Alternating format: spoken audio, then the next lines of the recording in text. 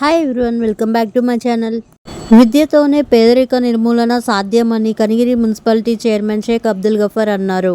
అంతర్జాతీయ పేదరిక నిర్మూలన దినోత్సవంను పురస్కరించుకొని కనిగిరి మున్సిపాలిటీ పరిధిలోని ముక్కు కాసిరెడ్డి గిరిజన కాలనీలో శుక్రవారం కనిగిరి మండల న్యాయ సేవాధికారి సంస్థ గుడ్ హెల్త్ ఫౌండేషన్ ఆధ్వర్యంలో పేదరిక నిర్మూలనపై అవగాహన కార్యక్రమం నిర్వహించారు. ఈ సందర్భంగా కనిగిరి మున్సిపల్ చైర్మన్ మాట్లాడుతూ పేద కుటుంబాల పిల్లలు ప్రభుత్వం కల్పిస్తున్న వసతులను సద్వినియోగం చేసుకొని విద్య అభ్యసించి ఉన్నత స్థాయికి ఎదగాలి అని కోరారు. పేద పిల్లలకు విద్య అందించడంతో భవిష్యత్తులో వారికి ఆర్థిక ఆదాయం పెరగడం, పేదరికం, నిరుద్యోగం తగ్గడం జరుగుతాయని అన్నారు.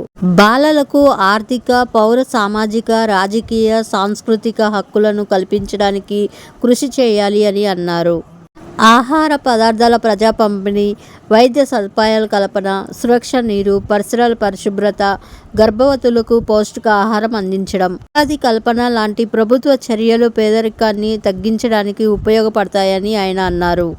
ఈ కార్యక్రమంలో సచివాలయం సిబ్బంది, పారా లీగల్ వాలంటీర్, బంగారు బాల్యం కమిటీ సభ్యులు, good health foundation director Mandru Ramesh Babu, colony ప్రజలు తదితరులు పాల్గొన్నారు.